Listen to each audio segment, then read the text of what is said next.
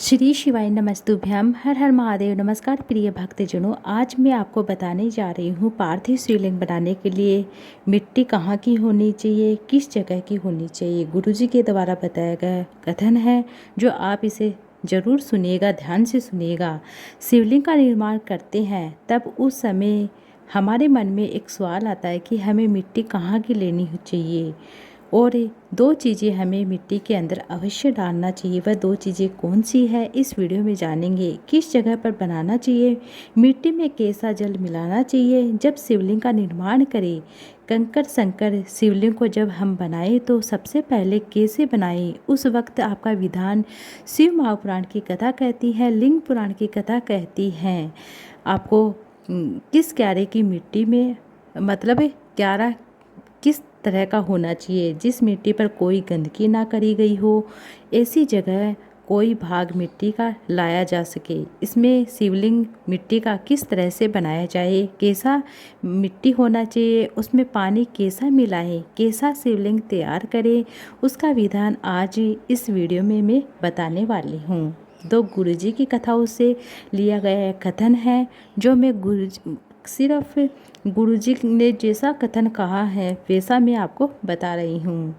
आपको क्या करना है, आप सुन लीजिए उसको, मतलब ध्यान से सुनेगा। क्यारे की मिट्टी, क्यारे की मतलब किस क्यारे की मिट्टी लेना है, जिस मिट्टी पर कोई गंदगी ना करी गई हो, ऐसी जगह की मिट्टी को आपको लेकर आना है। मिट्टी को लाने के बाद थोड़ा सा आप उसमें पानी का सींचन करें, अर्थात घर में लाएं तो उसमें पहले मिट्टी को पवित्र करें। अपने घर में गंगा जल रखा हो तो, या जमुना जी का जल रखा हो, या सरयू का जल रखा हो, या उसमें किसी मिट्टी का मतलब किसी भी मिट्टी को लाते हैं तो उसमें थोड़ा सा जल डालते हैं। गंगा जल हो या दूध से भी, आप कच्चा दूध रखा हो ना गाय का, तो वह भी आप छिटन कर सकते हो। मान लो अगर ये जल नहीं भी है तो जल के अंदर थोड़ा सा इत्र डालकर मिट्टी का सींचन करें। अगर इत्र भी नहीं है तो जल के अंदर थोड़ा सा आप दूध डालकर मिट्टी का सींचन करें। दूध भी नहीं है तो एक बेलपत्री जल के अंदर डालकर उस पानी का सींचन करें। बेलपत्र भी नहीं है तो पीपल का पत्ता डालकर उसका सींचन करें। अगर मिट्टी पर घर में लाते हैं तो मिट्टी जैसे घर में आ जाती हैं, तुमको शिवलिंग कल बनाना है, जैसे आज कल आपको शिवलिंग बनाना है तो एक दिन 2 दिन पहले आपको मिट्टी लेकर आना है। मिट्टी अगर 1 दिन पहले, 2 दिन पहले या 4 दिन पहले भी लेकर आ सकते हो और आपको उसका सींचन भी करना है। जिस दिन बनाए उस दिन आपको 1 दिन पहले आपको हल्का सा उसमें छीटन दे देना है, जैसे गंगा जल मिलाकर पानी का छीटन दे सकते हैं। कच्चा दूध, दही, बेलपत्र, कोई भी इनमें से चीज़ जो मैंने पहले बताई है, इनमें से कोई भी चीज़ का आप छीटन सींचन कर सकते हैं मिट्टी का। और आपको क्या करना है, 15 दिन बाद बना रहे हैं, 10 दिन बाद बन रहे हैं, 3 दिन बाद बना रहे हैं, उस समय मिट्टी का थोड़ा सा सींचन कर लेना है 1 दिन पहले। जिस दिन शिवलिंग का निर्माण करो उस दिन प्रातः अगर आप शिवलिंग बना रहे हो, या आफ्टर इस बार गुरुजी ने 2 अगस्त को शाम के समय 7 बजे पूजन करवाएंगे, तो आप दोपहर के बाद ही पार्थिव शिवलिंग बनाओगे। तो आपको क्या करना है, दोपहर के बाद मतलब सुबह के समय आपको थोड़ा सा उसके अंदर थोड़ा सा सींचन कर देना मिट्टी का, अर्थात थोड़ा सा गंगा जल डालकर उसमें थोड़ा सा सींचन कर देना, पानी डाल देना है, मिट्टी को गला देना है। इस तरह से 2-3 घंटे पहले गला कर रख देना है और आपको आफ्टरनून में मतलब दोपहर बाद पार्थिव शिवलिंग का निर्माण कर लेना है। शिव महापुराण की कथा कहती है अगर आपको आज शिवलिंग का निर्माण करना है तो शाम को आप शिवलिंग का निर्माण कर रहे हैं तो आप मतलब अपने पानी का जो मटका होता है, हंडा होता है, रसोई घर में जहाँ पानी रखा होता है उसके नज़दीक में आपको क्या करना है, एक कलश जिसमें अलग से 1 लोटा जल भरकर रख दीजिए और एक प्लेट से ढक दीजिए। एक प्लेट से ढके हुए उसके ऊपर आपको क्या करना है, एक चावल का दाना रख दीजिए, एक आखा दाना रख दीजिए। उस जल को आपको क्या करना है, थोड़ी देर रखे रहने देना, जैसे आधा घंटा, 1 घंटा, 2 घंटा, 15 मिनट, 20 मिनट वो पानी वहाँ रखे रहने देना है। रसोई घर में अन्नपूर्णा का वास होता है, परिंदे के पास पितरों का वास होता है। अन्नपूर्णा, पितर सब रसोई घर में पितर विराजमान होते हैं। शास्त्र कहता है कि 33 कोटि देवी देवता एक समय के लिए, एक क्षण के लिए हमारे रसोई घर में प्रवेश करते हैं। इसलिए रसोई घर में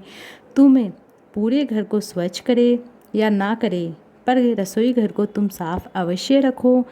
रसोई घर एकदम क्लीन होना चाहिए, साफ़ होना चाहिए, स्वच्छ होना चाहिए, और आज के ज़माने में तो जैसे पहले तो मिट्टी के चूल्हे होते थे, और गुरुजी ने कहा ही कथन कि मिट्टी के चूल्हे होते थे, जब चूल्हा बंद हो जाता तो उसको मतलब मिट्टी को गलाकर, गोबर मिट्टी को गलाकर पानी डालकर हम अच्छे से तैयार किया जाता था, चौका लगाया जाता था, मिट्टी मिलाकर लगाया जाता था, इस तरह से लगाया जाता था। तो अब जान लीजिए आपको मतलब पार्थिव शिवलिंग का पहला क्रम। पार्थिव शिवलिंग का निर्माण सावन के महीने में, अगर सावन पार्थिव शिवलिंग आप सावन के महीने पूजा के लिए बनाएंगे तो आपको क्या कहना, मतलब आप हर दिन भी कर सकते हो, सोमवार के दिन भी कर सकते हो। सावन के महीने में सावन को शिवलिंग बनाकर आप मतलब नियमित रूप से उसका पूजन कर सकते हो। लिंग पुराण कहती है इसका नियम ध्यान रखना है कि मिट्टी को लाना है, जब मिट्टी का मतलब सिंचन करना है, जल का छींटा लगाना है, 2-3 दिन या 1-2 घंटे पहले आपको इस तरह से रख देना है। आप डायरेक्ट मिट्टी का जैसे आप डायरेक्ट मिट्टी लेकर आए और पार्थिव शिवलिंग नहीं बनाना है, इस तरह से आपको कर लेना है। आपको मतलब जो पहले बताया ना उस तरीके से आपको कर लेना। भविष्य पुराण, स्कंद पुराण, अग्नि पुराण, इन तीनों में लिया गया वर्णन है। जब उस कलश का जल हम डालते हैं तो उस कलश में पितरों का भाव होता है, अन्नपूर्णा का भाव होता है, हमारे घर में लक्ष्मी का भाव होता है, धन संपदा का भाव होता है। पूरे 24 घंटे के अंदर एक क्षण के लिए रसोई घर में 33 कोटि देवी देवता का स्मरण भाव आ जाता है उस कलश के अंदर। तो वह जल आप जैसे पार्थिव शिवलिंग बनाए तो उसके अंदर वह जरूर डाले। 33 कोटि देवता इन सब का आनंद उस जल में आ जाता है। तो वह जल आपको पार्थिव शिवलिंग बनाने में काम लेना है, इस तरह से आपको बना लेना है, पार्थिव शिवलिंग का निर्माण कर लेना है। मैंने जैसे वीडियो में बता रही हूँ आपको क्या करना है, पहले एक पात्र लेना है, जैसे एक थाली ले लिया आपने, एक थाली ले ली है, उसके नीचे आपको सबसे पहले एक बेलपत्र रखना है। एक बेलपत्र शंकर भगवान को झेलने के लिए कोई साधारण नहीं है, मतलब एक बेलपत्र ही शंकर भगवान के शिवलिंग को झेल सकता है। पात्र जिस पर आपको मतलब शिवलिंग बनाना है, स्वयं गंगा शिव की जटा में आप शंकर भगवान के शिवलिंग का निर्माण करें, कोई साधारण नहीं हो सकता। स्वयं मतलब विदेश्वर सविता अंत के अंतर्गत है कि ब्रह्म और विष्णु, ब्रह्मा मतलब विष्णु, भगवान विष्णु नीचे जा रहे हैं और भगवान मतलब ब्रह्मा जी नीचे जा रहे हैं, विष्णु जी ऊपर की ओर जा रहे हैं। ब्रह्मा जी तो मतलब शीश ढूंढ रहे हैं और भगवान विष्णु पैर ढूंढ रहे हैं। तो उनको मतलब विष्णु जी को तो पैर नहीं मिले, ब्रह्मा जी ने झूठ बोला था। इस तरह से गुरु जी कथा बताते हैं। एक बेलपत्र साधारण भाव में बेलपत्र भी सीधा आपको सीधा रखना है। बेलपत्र की जो डंडी होती है वह उत्तर दिशा की ओर करना है। बेलपत्र की डंडी का मुख थाली के अंतर्गत ही जब आप शिवलिंग का निर्माण कर रहे हैं तो शिवलिंग का निर्माण करते समय उस समय हमें बहुत से पदार्थ डाल लेने हैं। जैसे आप कुछ डालें या ना डालें, 2 चीज़ें तो इसके अंदर अवश्य डालें, एक मक्खन और थोड़ा सा मतलब दूध या गाय का दूध होना चाहिए, दूध डाल लीजिए, या पिसी हुई काली मिर्च डाल लीजिए, या आप उसमें थोड़ा गंगा जल जैसे आप अपने घर के मटके का पानी है वह डाल लीजिए, जो आपने चावल का एक दाना रखकर बनाया है। इन 2 चीज़ें ज़रूर डालिएगा, शिवलिंग अच्छा बनेगा, शिवलिंग पका रहेगा, उसमें दरार नहीं आएगी, इसलिए आपको डालना है। और पार्थिव शिवलिंग का निर्माण करने के बाद 2 चीज़ों का स्मरण करना है। पहला, मिट्टी के अंदर जब हम मक्खन, दूध या गाय का घी डालकर शिवलिंग का निर्माण कर रहे हैं, उसके घर में वंश मतलब वंशवृद्धि होती है। 20 साल, 25 साल, 15 साल, 12 साल हो गए हैं, उसके घर में बच्चा नहीं हुआ, तो हम इस तरह से देवादिदेव महादेव भोले बाबा से निवेदन करके इस तरह से हम शिवलिंग, पार्थिव शिवलिंग बना सकते हैं। प्रत्येक प्रदोष, शिवरात्रि, हर महीने प्रदोष आती है, हर महीने शिवरात्रि आती है, तो आप उस समय भी बना सकते हैं। प्रत्येक शिवरात्रि पर भी आप या प्रत्येक प्रदोष पर भी आप इस तरह से पार्थिव शिवलिंग का निर्माण मतलब मिट्टी के अंदर मक्खन या गाय का दूध डालकर या घी डालकर, देसी गाय का मिलाकर शिवलिंग बनाते हैं, पूजन करते हैं।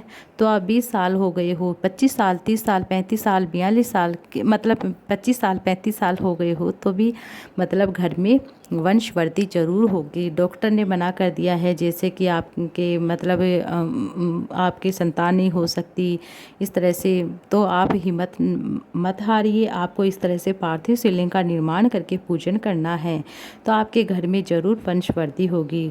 पार्थिव शिवलिंग बनाते समय आपको क्या करना है, सबसे पहले नीचे की जलाधारी नहीं बनानी है, सबसे पहले आपको शिवलिंग का स्वरूप बनाना है।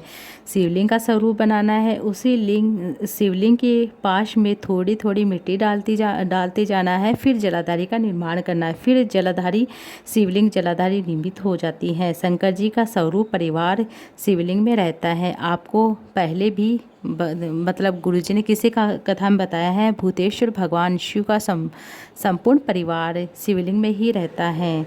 तो आपको क्या करना है, सबसे पहले लिंग नुमा आकृति बना लेनी है। जलाधारी पहले नहीं बनानी, लिंग नुमा आकृति बनाकर आपको उसके चारों ओर मिट्टी चारों ओर डालकर आपको जलाधारी गोल कटी भाग भगवान शंकर का से पूरा परिवार इस तरह से आपको बना लेना है। जैसे गणेश जी का स्थान होता है, कार्तिकी जी का स्थान होता है, मोटी जो लाइन बीच में होती है जलाधारी के ऊपर वह माता अशोक सुंदरी का स्थान होता है। और जो गोल कटी भाग होता है वहाँ पर माता पार्वती जी के हस्तकमल होते हैं। और जो पानी बूंद बूंद करके नीचे गिरती है वहाँ पर जया विसरा सांवली वाली दोतली देव महादेव भोले बाबा के 5 पुत्रियों का स्थान होता है। इस तरह से आपको मतलब बना लेना है। फिर से सुन लीजिएगा, आपको पहले लिंगनुमा आकृति बनानी है। फिर उस लिंगनुमा आकृति बनाकर बेलपत्र के ऊपर वह लिंगनुमा आकृति बनाकर आपने जो बनाया है गोल पिंडी वह उसके ऊपर बेलपत्र के ऊपर रख देनी है। और बेलपत्र की डंडी का मुख उत्तर दिशा की ओर करना है। और इस तरह से आपको रख कर फिर चारों तरफ उस लिंगनुमा आकृति के शिवलिंग नुमा जो आकृति है उसके चारों ओर मिट्टी डालकर, जैसे गणेश जी का स्थान, कार्तिकेय जी का स्थान, माता अशोक सुंदरी का स्थान, इस तरह से माता पार्वती का स्थान, इस तरह से बना लेना है, पूरे जलाधारी बना लेना है। इस तरह से आपको पार्थिव शिवलिंग का निर्माण कर लेना है। इसी के साथ मैं आपको एक छोटा सा उपाय भी बता रही हूँ। जैसे किसी की शादी नहीं हो रही है, 30 साल 35 साल हो गए हैं, अभी तक शादी नहीं हुई, तो क्या करना है, अष्टमी तिथि के दिन आपको क्या करना है, अशोक सुंदरी वाली जगह पर आपको हल्दी की 7 बिंदी लगा देनी है। या लड़का हो या लड़की हो, जिनकी शादी नहीं हो रही है उनका नाम और गोत्र लेकर हल्दी की 7 मतलब जो पीली हल्दी होती है वहाँ पर आपको 7 बिंदी लगा देनी है। हाथ पीला मतलब रख कर पीपल के पेड़ पर उस हाथ के 5 छापे मार देने हैं। 2-3 महीने में विवाह पक्का हो ही जाता है। इस तरह से गुरुजी की कथाओं से लेकर बहुत ही सरल सा उपाय है। माता अशोक सुंदरी का उपाय है, हल्दी का उपाय आपको कर लेना है। 3 महीने में के अंतर्गत विवाह पक्का हो ही जाता है। श्री शिवाय नमस्तुभ्यम, हर हर महादेव। इस तरह से आपको यह उपाय भी कर लेना है साथ के साथ ही। और जब जैसे हम नॉर्मल दिन पार्थिव शिवलिंग निर्माण करके पूजन कर रहे हैं तो हमें सूर्यास्त से पहले हमें उस पार्थिव शिवलिंग का विसर्जन कर देना है। अगर हम जैसे कि सावन की शिवरात्रि का होता है तो पूजन करते हैं तो हम उसका सुबह भी विसर्जन कर सकते हैं, क्योंकि सावन की शिवरात्रि का है ये।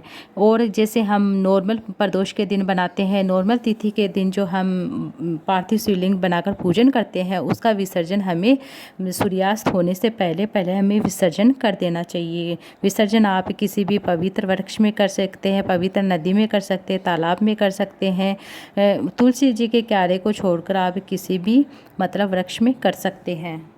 और साथ के साथ मैं आपको बता दूं कि विसर्जन करते समय जल की धार अर्थात उत्तर का जो भाग होता है हमारी ओर होना चाहिए।